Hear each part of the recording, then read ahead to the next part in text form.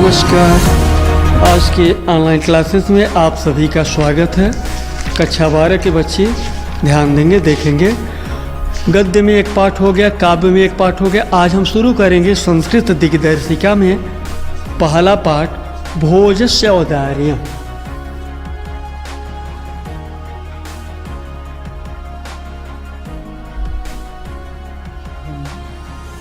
संस्कृत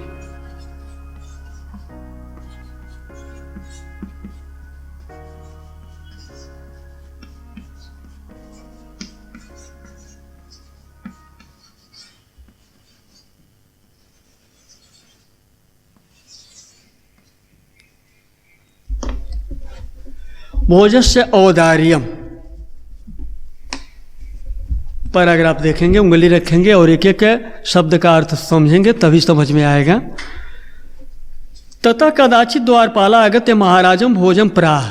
ततः मन उसके बाद, कदाचित मन कभी, द्वारपाल आगत्य आकर के महाराज भोज से प्राह मन बोला कि देव, हे देव, कौपीन अवशेषो विद्वान द्वारी वर्तते। कौपीन मन होता है लंगोटी, अवशेष मन बचा हुआ, यानी मात्र लंगोटी पहना हुआ कोई विद्वान द्वारी वर्तते, दरवाजे पर है। तो उसके बाद कभी द्वारपाल आकर के महाराज भोज से बोला कि हे देव, केवल लंगोटी धारण किया हुआ एक विद्वान दरवाजे पर है। राजा प्रवेश इति प्राह। राजा ने प्राह मन बोला, प्रवेश मन प्रवेश कराओ। राजा ने कहा प्रवेश कराओ। तथा प्रविष्टा, उसके बाद प्रविष्टा मन प्रवेश करके सह कवि, वह कवि भोजम आलोक्य, भोज को आलोक्य मन देख कर अद्य में दारिद्र्य नाशो भविष्यति इति। अद्य मने आज में मेरा दारिद्र्य नाशो, दरिद्रता का नाश भविष्यति हो जाएगा। इति मत्वा, ऐसा मानकर तुष्टो, संतुष्ट होकर के हर्षाश्रूणि, हर्ष के यानी खुशी के, अश्रूणि मने आंसुओं को, मोमोच मने पोछा। इसके बाद प्रवेश करके वह कवि भोज को देख करके आज मेरी दरिद्रता का नाश हो जाएगा ऐसा मान करके संतुष्ट होकर के खुशी के आंसुओं को पोछा। राजा तम आलोक्य प्राह। राजा तम आलोक्य मन उसको देख करके प्राह मन कहे, बोले, कवे किम रोदिस, हे कवि क्यों रोते हो। तथा कबीर आह। उसके बाद वह कवि आह माने बोले या कहे, राजन, हे राजन, आकर्ण्य मद गृह स्थिति, आकर्ण्य सुनिए, मद गृह स्थिति, मेरे घर की स्थिति को, अर्थात मेरे घर की स्थिति को सुनिए। तो 3 लाइन, पहला पैराग्राफ का पुनः एक बार देखेंगे, केवल हिंदी। उसके बाद कभी द्वारपाल आकर के महाराज भोज से कहे कि हे देव, लंगोटी मात्र पहने हुए विद्वान दरवाजे पर खड़ा है। राजा ने कहा प्रवेश कराओ।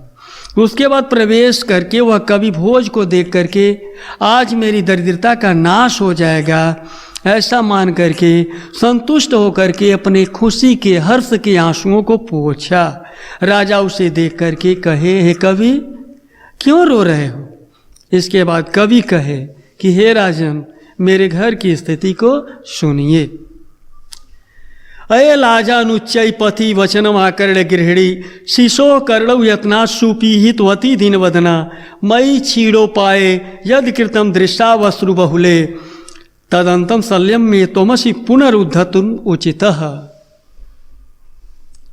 कवि भोज से कहता है कि अय लाजान उच्चई, लाजान होता है खीलों को, खीलों का एक लाई बना करके लावा की तरफ से वो गांव में, नगरों में बच्चों को बेचते हैं सब।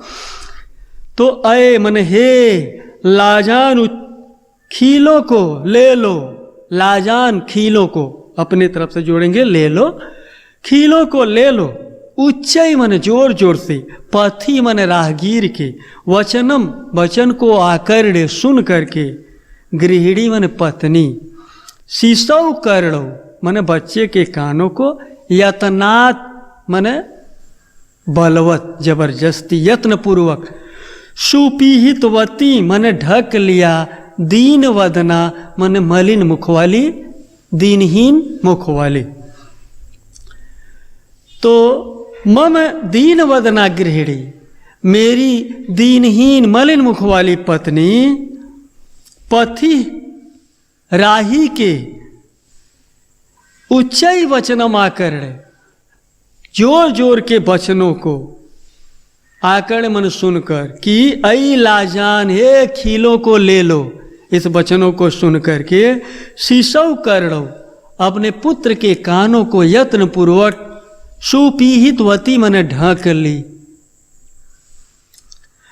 अमई छीड़ो पाए यद कृतम दृष्टा वस्त्रु बहुले, और मई मन मुझ छीड़ो पाए मन उपायहीन साधनहीन द्वारा, मुझ साधनहीन द्वारा दृष्टा वस्त्रु बहुले, दृष्टा वस्त्रु अश्रु बहुले, दृष्टा माने होता है नेत्र, आंखों में अश्रु बहुले माने आंसू भर करके, यद कृतम जो कुछ किया गया, और मुझे उपायहीन साधनहीन द्वारा आंखों में आंसू भरकर जो कुछ भी किया गया, तद अंतम सल्यम, वह मेरे अंतःकरण में, अंतः मन अंतःकरण में सल्यम छुभा हुआ है।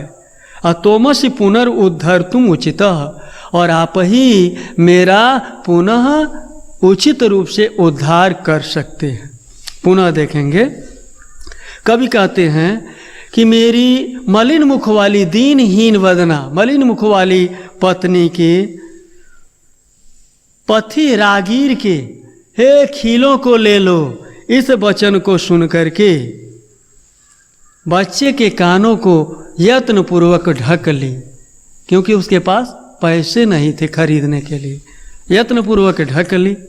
और मुझ साधनहीन द्वारा आंखों में आंसू भरकर जो कुछ भी किया गया, वह मेरे हृदय में अंतःकरण में छुभा हुआ है, और इस समय आप ही मेरा उचित रूप से उद्धार कर सकते हैं। तो ध्यान देंगे, संस्कृत के पाठों का, संपूर्ण पाठों का और हर पैराग्राफ को आपको अर्थ लिखना अनिवार्य है, इसलिए इस पैराग्राफ का अर्थ कॉपी पर लिख लेंगे। धन्यवाद।